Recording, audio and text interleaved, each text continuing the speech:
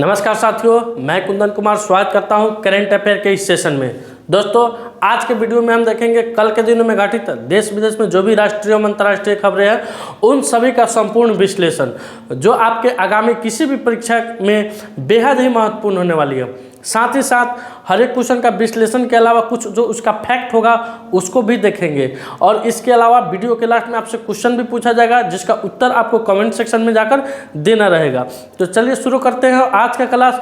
और आज का क्लास शुरू करने से पहले, जैसा कि कल मैंने वीडियो के लास्ट में जो आपसे क्वेश्चन पूछा था कि हाल ही में सत्यजीत रे लाइफ टाइम अचीवमेंट पुरस्कार किसे प्रदान किया गया है, तो आपके सामने दोस्तों ऑप्शन था 4 माइकल डगलस, अमिताभ बच्चन, लता मंगेशकर, विनोद चोपड़ा, जिसका उत्तर होगा माइकल डगलस।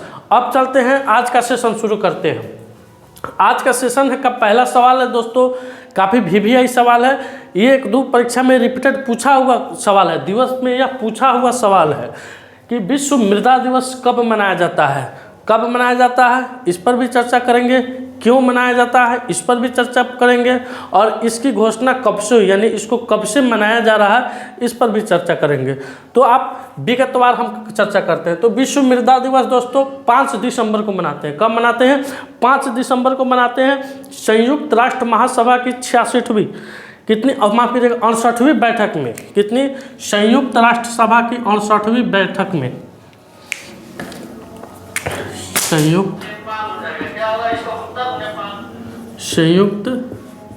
राष्ट्र सभा की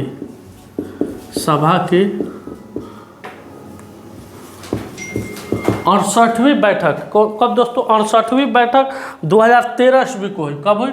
2013 ईस्वी को हुई। 5 दिसंबर 2013 ईस्वी को हुई।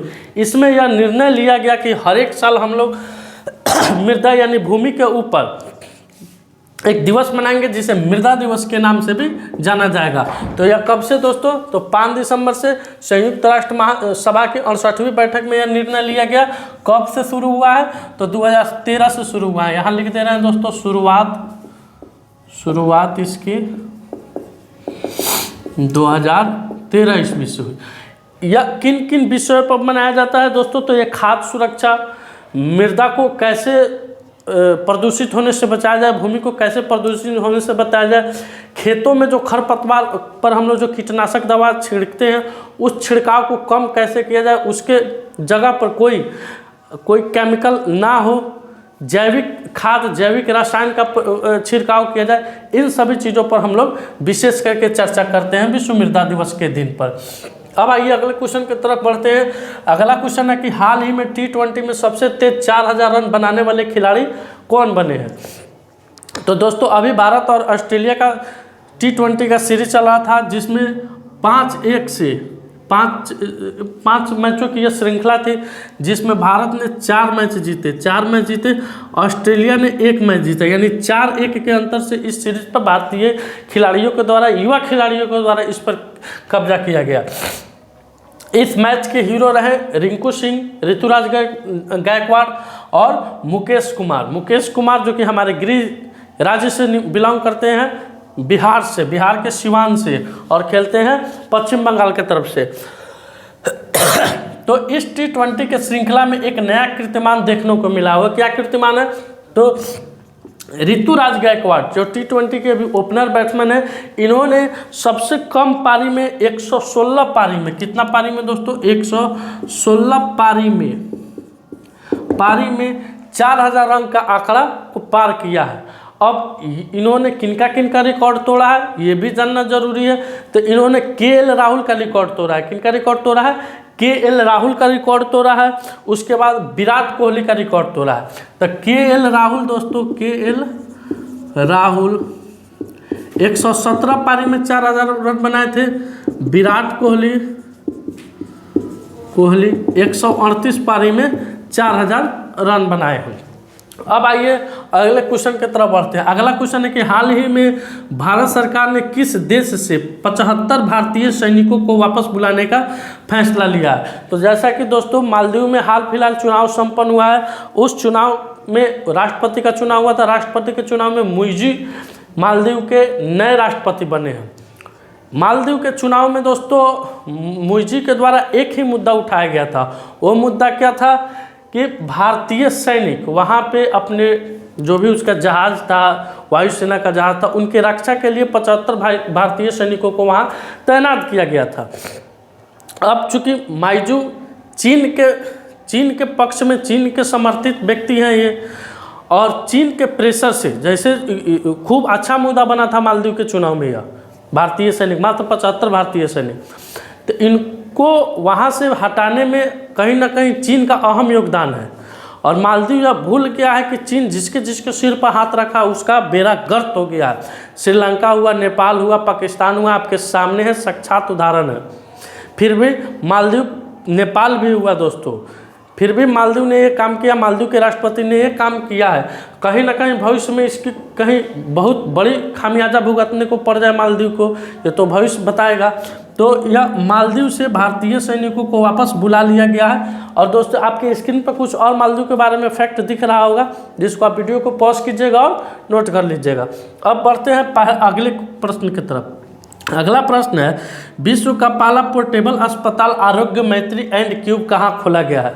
तो दोस्तों आरोग्य मैत्री एंड क्यूब ये किस प्रकार का अस्पताल है? ये 200 बेडों वाला एक चलता फिरता अस्पताल होगा, माफ कीजिएगा, चलता फिरता नहीं, 200 बेडों वाला ये अस्पताल है। इसमें दुनिया की हर एक बीमारी का इलाज संभव है। दुनिया की हर एक बीमारी का क्या है, इलाज संभव है, सस्ते दर पर है।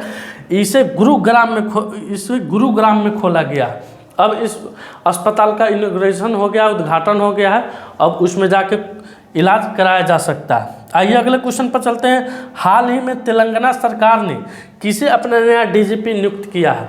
तो दोस्तों अभी तेलंगाना सरकार के द्वारा रवि गुप्ता को, किसको?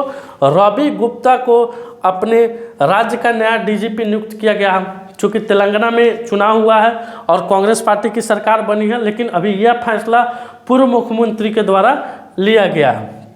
दोस्तों आप इसका स्क्रीनशॉट ले सकते हैं। दोस्तों अगले क्वेश्चन की तरफ बढ़ते हैं। इंटरनेट गवर्नेंस फोरम IGF 23 का आयोजन कहाँ किया गया है? 23 मतलब दोस्तों 2023, क्या 2023 का आयोजन कहाँ किया गया है? तो दोस्तों इंटरनेट में जो साइबर ठग है, इंटरनेट में जो भी साइबर सुरक्षा है, नवाचार संचार है, इंटरनेट की स्थिति को मजबूत किया जाए, कैसे उसकी स्पीड को बढ़ाया जाए, इन सभी के लिए हर एक साल इंटरनेट गवर्नेंस फोरम का आयोजन किया जाता है। इस बार का यह आयोजन कहाँ हुआ है? नई दिल्ली में हुआ। कहाँ हुआ है दोस्तों? नई दिल्ली में हुआ है। यह इंटरनेट संबंधित सारे विषयों पर इसमें चर्चा होती है। सारे विषयों का एक प्रकार का यह क्या है? मंच है। अब आते हैं अगले क्वेश्चन की तरफ। हाल ही में भारतीय वानिकी अनुसंधान शिक्षा परिषद की महानिदेशक कौन बनी है? दोस्तों ये क्वेश्चन VVI इसलिए है क्योंकि पहली बार भारतीय वानिकी अनुसंधान शिक्षा परिषद की कोई महिला अध्यक्ष बनी है, महानिदेशक बनी है। कौन बनी है? महिला महानिदेशक बनी। और यह भारत सरकार की अग्रणी सलाहकार समितियों में से एक आती है, भारतीय वानिकी अनुसंधान शिक्षा परिषद, जिसका मुख्यालय देहरादून में है। जिसका मुख्यालय कहाँ? देहरादून में है। तो इसका उत्तर क्या हो जाएगा? कंचन देवी। कंचन देवी अभी भारतीय वानिकी अनुसंधान शिक्षा परिषद की महानिदेशक बनी है। अगले क्वेश्चन की तरफ बढ़ते हैं। हाल ही में रैपिड फायर राष्ट्रीय चैंपियन कौन बने हैं? दोस्तों अभी रैपिड फायर राष्ट्रीय चैंपियनशिप, इसका आयोजन मध्य प्रदेश में हो रहा था। कहाँ हो रहा था? मध्य प्रदेश में हो रहा था। ये 66वें क्रम का था। कितने क्रम का था? 66वें क्रम का था। इसमें दोस्तों अभिनव चौधरी, कौन? अभिनव चौधरी जो कि राजस्थान से बिलोंग करते हैं, राजस्थान से बिलोंग करते हैं। इन्होंने अभी रैपिड फायर राष्ट्रीय चैंपियनशिप का खिताब जीता है। क्या बात है दोस्तों, राजस्थान भी आ गया, मध्य प्रदेश भी आ गया, तेलंगाना भी आ गया। तीनों स्टेट में, 4 स्टेट का जो चुनाव संपन्न हुआ, उस 3 स्टेट में बीजेपी का सरकार बन गया है। मुख्यमंत्री के लिए का काम चल रहा है। अब वीडियो के लास्ट में वीडियो का सबसे दमदार क्वेश्चन आपके सामने प्रस्तुत हो रहा है। संसद का शीतकालीन सत्र कब से शुरू हुआ? अब आप लोग समझिएगा कि संसद का शीतकालीन सत्र, ये क्वेश्चन क्यों लिखवाएं? ये क्वेश्चन कोनो परीक्षा में पूछा जाएगा। तो दोस्तों इस क्वेश्चन को पूछने के पीछे मेरा एक मकसद है। यह 17वीं लोकसभा का अंतिम सत्र है। शीतकालीन सत्र का क्या है? अंतिम सत्र है, इसलिए आपसे पूछा जा रहा है। यह 17वीं लोकसभा का शीतकालीन का अंतिम सत्र है। शीतकालीन का अंतिम सत्र है। 17वीं लोकसभा का शीतकालीन का क्या है दोस्तों? अंतिम। यह 19 दिनों तक चलेगा और इसमें 15 बैठकें होगी। यह 19 दिनों तक चलेगा। कितने दिनों तक? 19 दिनों तक चलेगा। 15 बैठकें होगी। कितना बैठक होगी? 15 बैठक होगी। उसके बाद इसमें कुल 19 विधेयकों पर विचार किया जाएगा। कुल कितने विधेयकों पर विचार होगा? तो कुल 19